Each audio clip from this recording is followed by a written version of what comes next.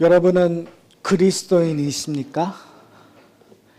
여러분은 천국을 소유한 자입니까? 그럼 여러분들 그 답에 예, 저는 그리스도인입니다. 예, 저는 천국을 소유했습니다. 라고 고백하실 거예요. 자, 그러면 그것을 확증할 수 있는 증거가 무엇입니까? 라고 질문하면 여러분은 어떠한 답을, 어떠한 모습으로 저에게 아니면 그 질문자에게 보여주실 수 있으실까요? 저희가 신앙생활 살다 보면 그런 얘기를 종종 들어요. 네가 그리스도인이면 그리스도인 된 그 증거물을 보여달라고. 아니 그렇게 교회 다닌다고 하는데 네 생활에서 그런 모습 보여야 되지 않냐고. 부부싸움하면 늘 이런 얘기하죠. 아니 왜 이렇게 은혜스러운 얘기만 하는데 왜 싸움하면 왜 그런 모습 보이냐고. 교회 다니면 좀 제대로 된 모습을 우리에게 보여줘야 되지 않냐고 이야기하는 얘기들을 종종 듣습니다. 그러니까 증거물이라는 거죠. 그러니까 오늘 본문에서 얘기되고 있는 이 표적이라는 의미가 어떻게 보면 그렇게 이해하셔도 될 것 같아요. 여러분이 표적을 보여줄 수 있는, 내가 그리스도인됨을 뭐로 보여줄 수 있는가? 그러니까 이 표적이라는 말을 영어로 그냥 miracles, 그 sign이라는 그러한 표현을 썼거든요. 그러니까 여러분이 그리스도인이 됨을 보여줄 수 있는 증거물이 무엇일까요? 있으세요? 없는 표정을 지면 설교하는 설교자 입장에서는 답답해집니다. 그렇죠?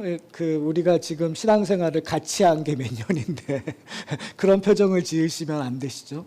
근데 사실은 참 어려워요. 왜 그러냐면 그 증거물이라는 것들이 사실은 오늘 본문에 근거하면 그 증거물들이 많을 필요가 없어요. 우리는 사실은 그 증거물을 댄다면 우리의 증거물이 많으면 많을수록 좋다고 생각하고 그것이 정말 기적적인 것일수록 초자연적인 것으로 대단할 거라고 우리는 착각하는 부분들이 있어요. 그러나 오늘 본문에서 예수님께서 얘기하고 있는 표적은 정말 하나밖에 없는 표적이에요. 저는 오늘 본문을 통해서 예수님께서 보여주고자 하는 그 표적이 우리의 신앙의 근거가 되었으면 좋겠어요. 우리가 그리스도인 됨의 증거가 되었으면 좋겠어요. 우리가 천국을 소유했다라는 것들의 증거가 되었으면 좋겠어요. 여러분 사실은 우리는 뭔가를 보여주기를 원하세요. 우리의 신앙생활을 할 때 뭔가를 증거물을 자꾸 내보이는 것이 우리가 믿음의 굳건히 섰다고 오해할 수가 있어요. 우리가 무엇인가 정말 뛰어난 일들, 다른 사람이 하지 못한 일을 했었을 때 저 사람은 대단한 신앙인이야라는 소리를 하기도 하고 우리는 그 이야기를 듣고 싶어 할 때가 있어요. 그런데 오늘 본문에 근거하면 우리의 고백은 오직 예수 그리스도밖에 없어요. 이 기적은, 표적은 나에게 나오는 것이 아니라 어떻게 보면 내가 믿고 있는 그리스도밖에 없다라는 거. 그러니까 오늘 본문에 얘기하면 요나의 표적밖에 없다라는 그 고백이 우리 가운데 일어나기를 소원합니다. 그런 의미에서 오늘 본문을 좀 여러분이 이해하셨으면 좋겠어요. 예수님께서 말 못하는 귀신을 내쫓았을 때 사람들의 두 가지 반응이 있었어요. 그러니까 그 기적에 대해서 의심을 품고 있는 자는 이 두 가지 반응이었어요. 첫 번째는 예수님이 하신 것이 예수님의 능력이 누구로부터 온다고요? 바알세불로부터 온다. 그러니까 예수님께서 얘기하셨던 게 뭐예요? 바알세불로부터 올 수 없는 것이 뭐냐면, 그렇죠? 귀신이 있는데 더 큰 귀신이 들어와서 쫓아낼 이유가 없다. 이미 귀신의 통치를 받기 때문에. 그러니까 예수님의 파워는 누구로부터 오는 거예요? 하나님으로부터 온 것이다라는 것들을 이야기하고 있어요. 그 다음에 두 번째 반응이 오늘 본문에 기록되어 있는 거예요. 예수님을 시험하여 하늘로부터 오는 표적을 우리에게 보여달라고 요구하는 거예요. 뭐죠? 지금 분명히 말 못한 귀신을 쫓아냈어요. 근데 사람들은 그 말 못한 귀신을 쫓아낸 그 기적을 보고 뭘 또 원하는 거예요? 하늘로부터 오는 기적을 원한다는 거예요. 사실 우리도 비슷하지 않나요? 하나님의 은혜를 경험했는데 자꾸 하나님 은혜를 더 보여주세요. 우리가 이미 하나님의 놀라운 축복을 경험했는데 자꾸 우리는 하나님 그 축복은 제가 됐고요. 그런데 지금 내게 필요한 축복을 더 주세요. 근데 그 축복을 받은 다음에 또 하나님 더 보여주세요. 자꾸 표적을 증명하기를 원하는 거예요. 근데 그게 우리의 그러한 본능 속에 있나 봐요. 우리가 사랑을 해도 사랑을 확인받고 싶어하는 욕구가 있는 것처럼 자식을 키워도 부모를 해도 자꾸 내가 뭔가 했다고 내가 베푼 것들을 확인받고 싶은, 그래서 우리가 항상 요구하는 게 그거죠. 고맙다라는 걸 듣고 싶잖아요. 내가 뭔가를 해주고 항상 아이들한테 듣고 싶은 거, 부모한테 친구한테 받고 싶은 게 뭐예요? 고맙습니다 라는 얘기를 받는 게 뭐예요? 확인받고 싶은 거. 사실은 오늘 여기 있는 사람들도, 유대의 사람들도 확인받고 싶은 거야. 더 확인 싶은 거야. 내 눈으로 더 보고 싶은 거야. 이자가 정말. 근데 한 번 이렇게 좀 고민해 보면 그럴 수도 있겠다는 생각을 하기는 해요. 왜요? 갑자기 예수라는 사람이 와서 하나님의 나라를 얘기하고 놀라운 기적을 하니까 정말 이 사람이 제대로 된 사람인가 알고 싶어서, 확인받고 싶어서 그런 일을 할 수도 있어요. 그러나 성경은 의도적으로 집어넣는 것들이 있죠. 그를 뭐하고자? 시험하고자. 그러니까 결국은 성경이 우리에게 이야기하고 있는 건 뭐냐면 이 이스라엘 백성들, 이 당시 오늘 본문에서 얘기하고 있는 이 세대는 악한 세대라고 얘기했었던 이유가 바로 여기 있는 거예요. 이 악한 세대가 얘기할 수 있는 것들은 자꾸 하나님이신 예수 그리스도가 그들 가운데 거하는데 하나님을 아들이신 예수 그리스도를 알지 못하더라. 알지 못했기 때문에 바알세불의 힘을 빌어서 이런 일들을 했다고 얘기하고, 알지 못했기 때문에 그 예수 시험하여 다시 한번 표적을 보여달라고 요구하고 있다는 사실이에요. 바로 그 과정에서 갑자기 한 여자의 음성을 오늘 본문에 기록되어 있어요. 이것은 지난주에 저희가 설교했었을 때 제가 말씀드렸던 부분이, 한 여자가 이런 것들을 보고 예수님의 반응을 보고 고백을 해요. 한 여자가 음성을 높여 이르되 27절에 보면 당신의 뱀태와 당신을 먹인 젖이 복이 있다이다 하니, 그러니까 지금 여기서 요 센텐스로만 보면 와, 대단한 고백인 것 같아요. 그러니까 예수님의 탄생했었을 때 분명히 이런 고백들이 있어요. 예수를 뵌 그 태, 즉 마리아를 찬양하고 있는 그런 모습들이 분명히 어느 일정 부분 있었어요. 그러나 지금 이 세팅에서 우리가 기억해야 될 건 뭐냐면 이 고백이 중요한 것이 아니라, 이 고백은 오늘 이 마태복음에서는 이 뉘앙스가 조금 잘 느낄 수 없지만 제가 지난주에 설명했듯이 요 세팅에서 다른 복음서는 뭘 하고 있었다고요? 이 마리아를 포함한 이 친족들의 반응이 예수를 어떻게 여기고 있었다고요? 예수가 미친 것 아닌가? 예수가 하시는 거에 대해서, 왜요? 그들은 예수에 대해서 너무 잘 알고 있었기 때문에 예수에 대해서 의심으로 이상한 눈초리로 바라보고 있는 상황이에요. 그런데 의도적으로 이 여인이 어떤 고백을 하는 거예요? 그를 뵌 캐가, 그러니까 다른 말로 하면 그의 가족들이, 그렇죠? 그의 가족들은 복되도다라고 얘기하고 있는 거예요. 그러니까 진짜 성경이 우리에게 보여주고자 하는 거와 전혀 상충되는 거죠. 성경은 지금 이 가족들이 의심의 눈초리로 보고 있다라고 얘기하고 있는데 이 한 여인을 통해서 이 복되다라고 얘기를 하고 있어요. 그런데 그 다음에 예수님의 반응이에요. 그렇죠? 예수님께서 그 여인의 고백을 들으시고 뭐라고 얘기하냐면 이렇게 얘기해요. 28절에 예수께서 이르시되 오히려 하나님의 말씀을 듣고 지키는 자가 복이 있느니라 라고 얘기해요. 이것은 아까 얘기했던 친족들이 와서 의심을 품고 있었을 때 누가 가족이냐라는 그 사건에 기록되었을 때 누가 가족이냐라는 이슈를 얘기했었어요. 예수님께서 그 가족을 정의를 하죠. 나와 피를 나눈 자가 가족이 아니라 내 말을 듣고 따르는 자가 진짜 가족이라고 예수님께서 정의해 주세요. 그러니까 그 얘기와 똑같은 거예요. 누가 복된 자냐? 가족이 복된 자가 아니라 누가 복된 자예요? 내 말씀을 듣고 하나님의 말씀을 듣고 지키는 자가 복된 자다. 이거를 조금 더 넓게 얘기하면 악한 세대를 누구를 지칭하고 있는 걸까요? 바로 이스라엘 백성들을 지칭하고 있는 거예요. 하나님의 말씀을 예수 그리스도가 천국의 비밀을 선포하고 있는데 깨닫지 못하는, 하나님의 놀라운 기적들을 베풀고 있는데 그 표적의 의미를 깨닫지 못하는 이 악한 세대, 누구요? 이스라엘 백성들, 유대인들을 지금 지칭하고 있는 거예요. 유대인들이 복된 것이 아니라, 사도 바울의 편으로 얘기하면 유대인들이 할례를 받았고 모세 율법을 가졌기 때문에 그들이 축복된 자라고 생각하는데, 사도 바울이 뭐라고 얘기해요? 그렇지 않다라고 얘기하는 거예요. 축복된 자는 예수 그리스도의 은혜를 받은 자가 축복된 자라는 것이 사도 바울의 논거였단 말이에요. 그러니까 지금 예수님께서 얘기하고 있는 거예요. 이 악한 세대는 표적을 원하는데, 그런데 내가 보여줄 표적은 무슨 표적밖에 없다고요? 요나의 표적밖에 없다. 희한하죠?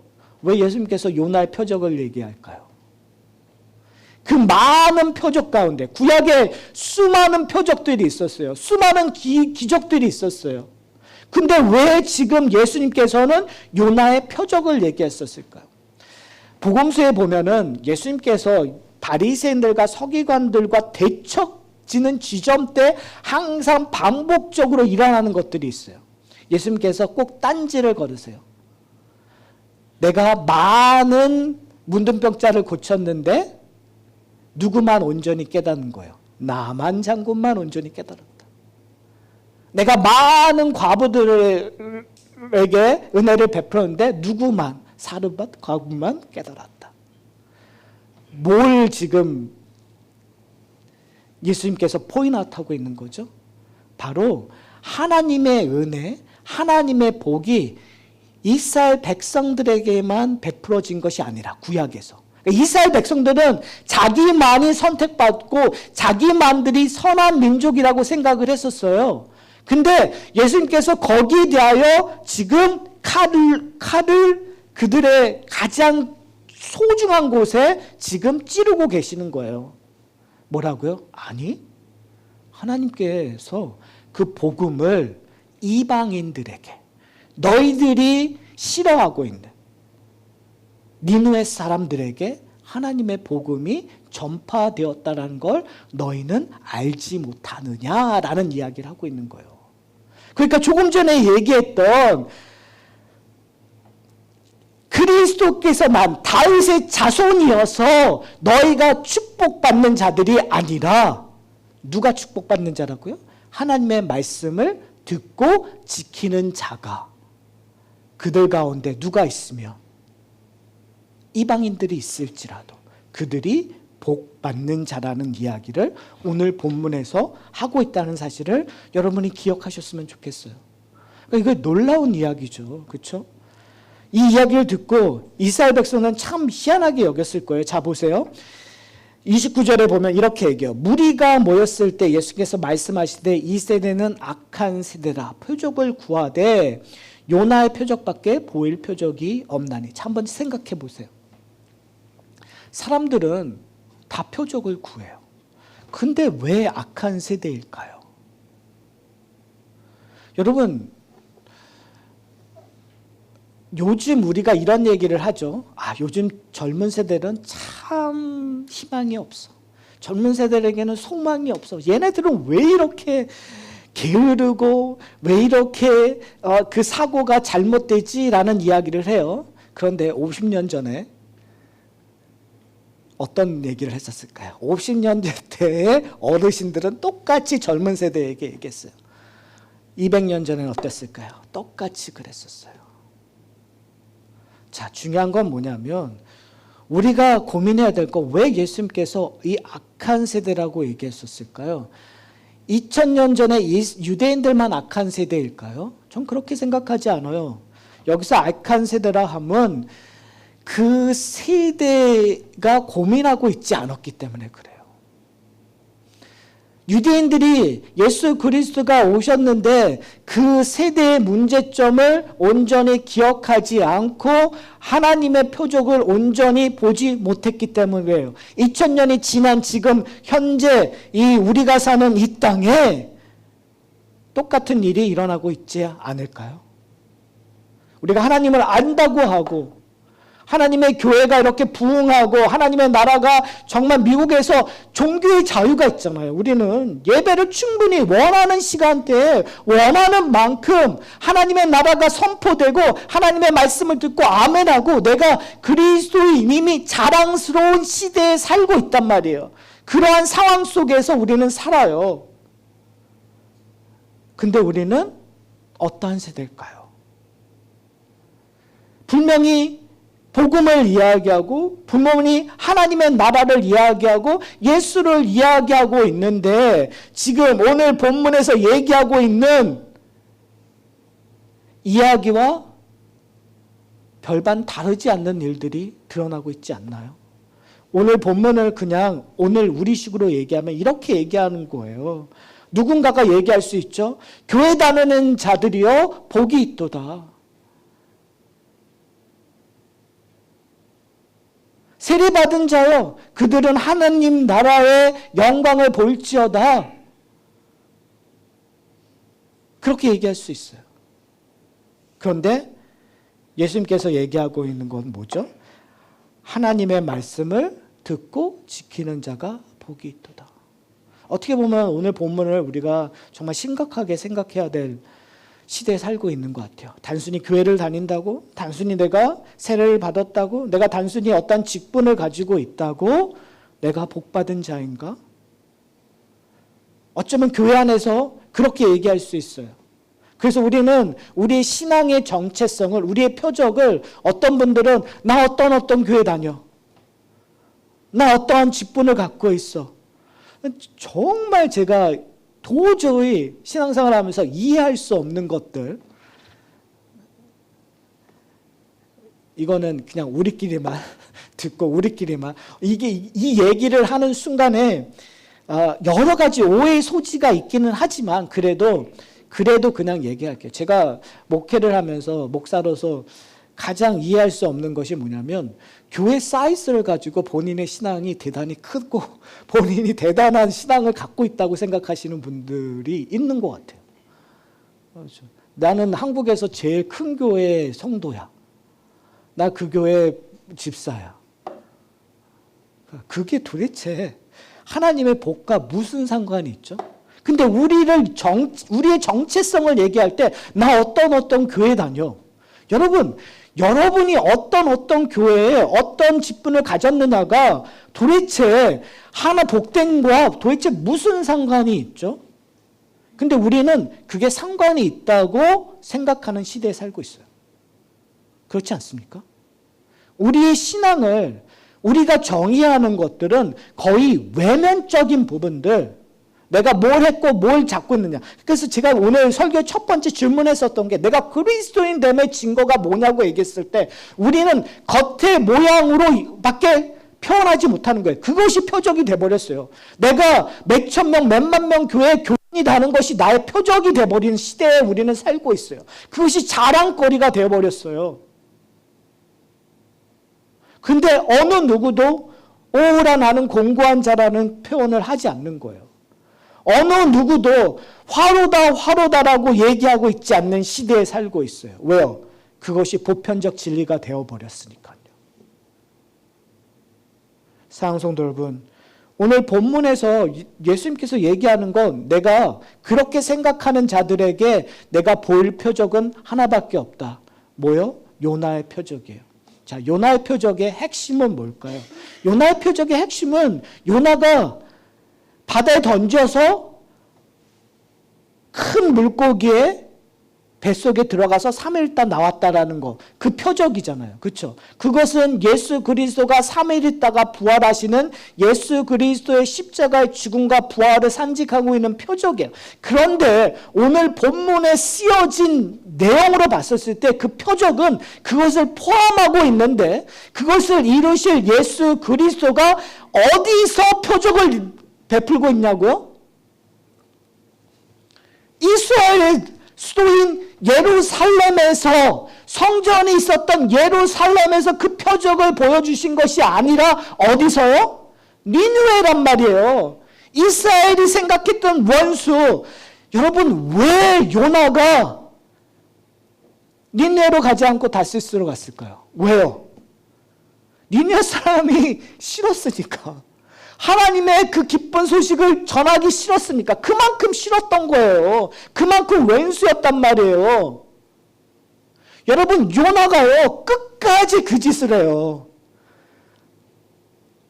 하나님의 복음을 선포했는데 니느웨 사람이 회개하니까 요나서 4장에서 뭐예요? 불평불만하는 거잖아요. 그러니까 얼마나 싫었어요. 그게 요나만 그랬을까? 아니요. 이스라엘 백성들이 그랬다니까요. 그러면 여기서의 핵심은 뭐냐면 그 몰골에 갇혔던 그 상징하고 있는 그 예수 그리스도의 복음이 어디에 전파되고 있는 거죠? 이스라엘 백성들이 가장 싫었던 곳. 그것이 표적이란 말이에요. 이걸 현대식으로 얘기해, 우리 2000년이 지난 우리의 시점으로 얘기하면 우리가 보여줄 표적은요, 우리 교회가 잘됨이 아니에요. 어떻게 보면 우리의 표적은 어떻게 보면 내가 얼마나 신앙생활을 잘하고 있느냐가 아닐 수 있다는 거예요. 우리의 표적은, 니느웨가 표적이 되어야 된다면 우리가 할 건 뭐냐면 내가 가장 싫어하는, 하나님을 알지도 못하는 그곳에 복음이 전파되고 거기에서 하나님의 나라가 선포되고 거기에서 놀라운 기적이 일어나는 것, 예수 그리스도의 십자가의 능력이 그곳에서 펼쳐지는 것, 그것이 표적이 되어야 된단 말이에요. 근데 우리는 어떻게 해요? 우리는 지금 이 이야기 가운데 누가복음 11장에서 기록되는 그 본문으로 얘기하면 아직도 예루살렘에서, 아직도 거기서 얘기하는 거죠. 누가복음에서 얘기했던 길고 그 씨 뿌리는 비유에서는 어디예요? 옥토에서만 100배, 1000배 열매를 맺을 거라고 굳건히 믿으면서 여기서만 우리는 모든 표적을 바라보고 있는 우리의 모습이지 않을까요? 그러니까 우리는 자꾸 큰 모습만 보이려고 그래요. 심지어 말도 안 되는 일들이 한국에서 일어나는 거죠. 한국에서 어떤 모 목사가 하는 집회에 국기가 2가지가 나와요. 하나는 미국, 하나는 어디요? 이스라엘기. 왜 이스라엘기가 나올까요? 이스라엘기가 나온 게 바로 여기예요. 2000년 전이 지났는데 아직도 이스라엘기, 예수를 부인하고 있는 유대교의 기, 이스라엘기는 기독교 국가가 아니에요, 여러분. 예수를 부인하는, 근데 거기에 왜 구약적인 생각을 갖고 있으니까 그러니까 이상한 표적을 더 달라고 얘기하는 거예요, 여러분. 그만큼 우리는 정말 다른 짓, 뻘짓을 하고 있는데, 여러분, 예수님께서 우리에게 보여주는 건 뭔지 아세요? 오히려 어디에 그리스도의 찬송의 소리가 드러나는 거예요? 중동이에요. 어디예요? 러시아예요. 어디예요? 우리가 정말 싫어하고 있는 저 정말 말도 안 되는 커뮤니티에, 그렇죠? 우리가 막 한국 교회 안에서 어떤 이슈로 가지고 막 교단을 떨어지고 하는데 오히려 그곳에 복음으로 십자가의 열매를 맺는 일들이 일어나는, 그것이 표적이 되기를 우리는 강구해야 되는데, 우리가 정말 싫어하는 사람들, 우리가 원수되고 마주치기 쉽지 않는 그 사람들에게 복음의 표적들이 일어나기를 강구하고 기도해야 되는데, 우리는 정말 우리가 기뻐하며 우리만 즐거워하는 시대에 살고 있다는 거예요. 그러면 우리는 복된 자일까요? 오늘 본문에서 얘기하잖아요. 그럼 우리는 복된 자일까요? 아닐 수 있다는 게 아주 두려운 이야기죠. 그리고 나서 또 다른 이야기를 해요. 2가지 얘기를 해요. 표적을 얘기하면서 31절에 보면 이렇게 얘기해요. 심판 때에 남방 여왕이 일어나 이 시대 사람을 정죄하리니 이는 그가 솔로몬의 지혜로운 말을 들으려고 땅끝에서 왔습니다. 뜬금없이 이야기를 하는 거예요.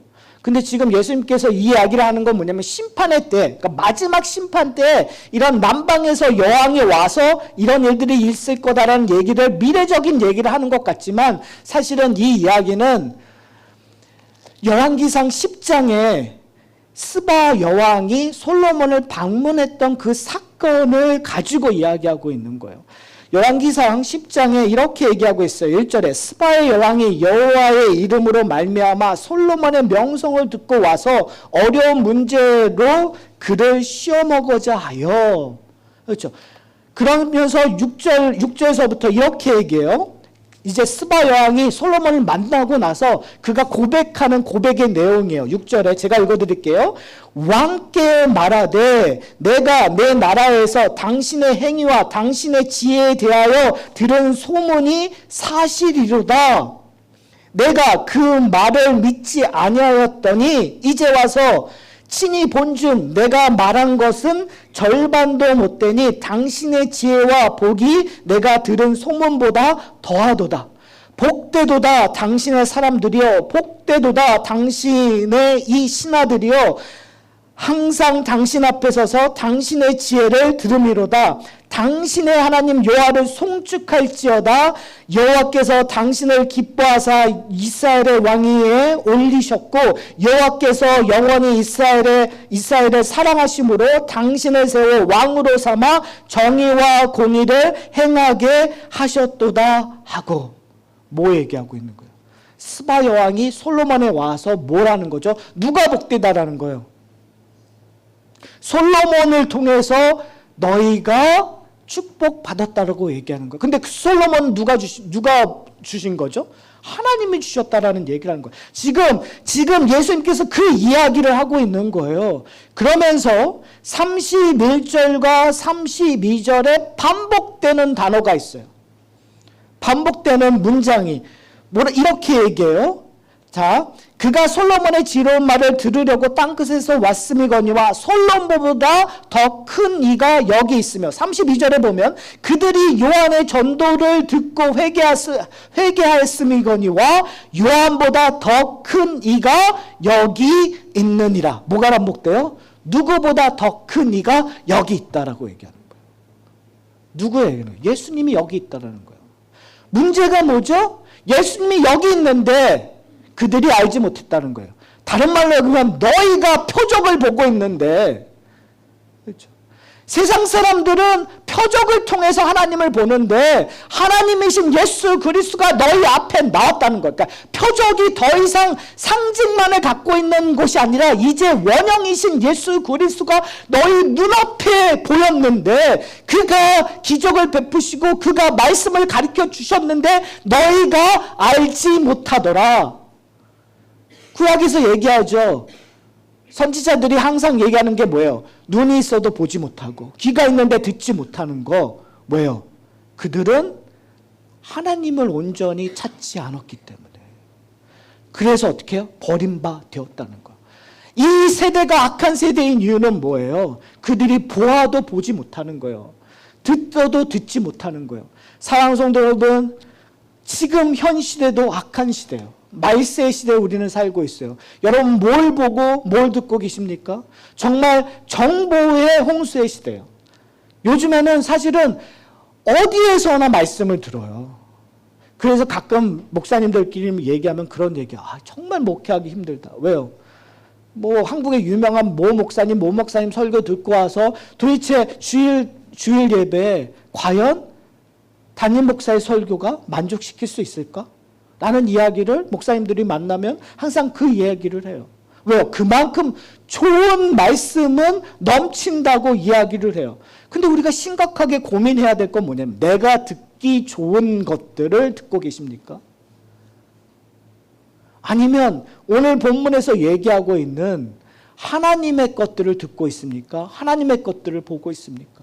그러니까 우리가 질문해야 될 건 뭐냐면, 정보가 많은 것이 중요한 것이 아닌 것 같아요. 저는 옛날에는 정말 정보의 양이 중요하다고 생각했어요. 그래서 제가 정보의 양을 모으는 거가 저희 취미 생활일 정도로 정말 많은 것들을 모았어요. 근데 요즘에는 생각드는 게 뭐냐면 정보의 양이 중요한 게 아니에요. 그 정보를 내가 판단할 수 있는 판단력, 이게 정말 제대로 된 정보인가? 이게 정말 좋은 소스인가를 판단할 수 있는 능력이 중요하더라고요. 사랑하는 성도 여러분, 여러분은 그러한 능력을 갖고 계십니까? 정말 악한 세대처럼 그냥 아무거나 듣고 아무거나 보고 아무거로부터 기뻐하고 즐거워하니까, 그러니까 거기에 근거해서 자꾸 하나님 앞에 요구하는 거예요. 하나님, 이 표적 보여주십시오. 다른 말로 얘기하면 기도했었을 때 하나님의 나라를 구하는 것이 아니라 내 뜻, 내가 원하는 것들을 구하고 있는 거예요. 근데 너무나 재밌는 건 뭐냐면 가끔 사탄이 그런 일들을 들어줘요. 왜요? 하나님으로부터 멀리 떨어지라고. 오히려 사탄을 섬기라고.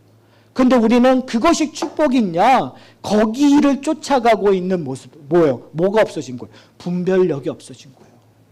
판단할 수 있는 힘이 없어지는 거예요. 사랑하는 성도 여러분, 과연 우리는 무엇을 구합니까? 여러분은 스바의 여왕처럼, 남방의 여왕처럼 하나님의 축복 주심을 통해서, 다른 말로 얘기하면 솔로몬보다 큰 이가 우리의 주인이 되셨어요. 예수 그리스도가 성령을 통해서 우리의 삶 속에 주인이 되셨어요. 그러면 우리가 스바의 여왕처럼 고백해야 되는 건 뭐냐면 성령으로 통하여 우리에게 증거하시는 그 말씀을 통해서 내가 감사합니다. 세상의 그 어떤 것보다 예수 그리스도가 나의 능력이고 힘입니다 라고 얘기할 수 있냐라는 거예요. 사랑하는 성도 여러분, 과연 우리는 무엇으로 즐거워하십니까? 무엇을 구하고 있습니까? 그러니까 누가복음은 끊임없이 그 질문을 하고 있는 거예요. 새로운 시대가 생겼다. 새로운 나라가 시작되었다. 근데 너희는 무엇을 기도하고 있고, 너희는 무엇을 바라보고 있고, 너희는 무엇에 근거하여 살고 있느냐를 지금 예수님께서 끊임없이 말씀하고 있다고 누가는 우리에게 보여주고 있어요. 그 핵심이 뭐냐면 너희는 하나님의 백성이고 복된 자는 하나님의 말씀을 듣고 지키는 자라는 거예요. 이제 설교를 마치려고 합니다. 우리는 과연 무엇을 듣고 무엇을 지키고 있습니까? 내가 원하는 것을 듣고 내가 원하는 것을 바라보고 내가 원하는 것을 이루기 위하여 여러분 인생을 살고 계십니까? 그것이 주는 만족 때문에 하나님 앞에 나가기를 거부하고 계십니까? 어쩌면 세상은 그래요. 어쩌면 이 교회라는 안에서도 그런 일들이 너무나 당연스럽게 일어나고 있는 것 같아요. 그러나 성경은 우리에게 확실하게 얘기합니다. 복된 자는 내가 왕이 아니라, 내가 주인이 아니라 하나님이시라고. 그걸 우리에게 보여주신 이가 있어요. 지금 예수님께서 얘기하시는 것처럼 솔로몬보다 더 큰 이가, 요나보다 더 큰 이가 우리에게 나타나셨다고 얘기해요. 우리에게 나타나서 요구하시는 그 표적은 내가 원하는 것이 아니라 지금 이 2000년 전에 예루살렘에 있던 유대인들이 기뻐하는 것만이 아니라 사마리아인들에게 놀라운 축복이 임한 걸로 인하여 우리는 기뻐하고 있는가? 땅끝까지 주의 복음이 전파되어 내가 싫어하고 저주하고 싶은 그들에게도 하나님의 복음이 완성되었고 드러났다면 과연 우리는 즐거워하고 있는가? 여러분, 무엇으로 즐거워하고 있고 무엇을 바라고 있고 무엇을 기도하고 있는가? 우리는 돌아봐야 될 때라고 생각합니다. 여러분, 그러기 위해서 우리가 기억해야 될 것 딱 한 가지가 있어요. 우리가 어떤 자리에 있었다고요? 우리가 땅끝에 서 있었다라는 거예요. 우리는 스바 여왕같이 남방의 여왕이었어요. 그렇잖아요. 우리는 소문을 듣고 예수님 앞에 왔어요. 그 소문을 듣고 우리의 고백은 뭐예요? 내가 들었던 소문보다 더 큽니다. 당신이 정말 하나님의 아들이셨습니다라고 우리는 고백했던 자 아닙니까? 그래서 스바 여왕이 받았던 축복보다 더 큰 축복을 받았어요. 하나님의 자녀됨의 축복을 받았어요. 그러면 우리의 마음은 어디가 있어야 될까요? 내가 싫어하는 자들에게 가 있어야 되지 않을까요? 이방인, 그렇죠. 왜요? 내가 받은 은혜 때문에.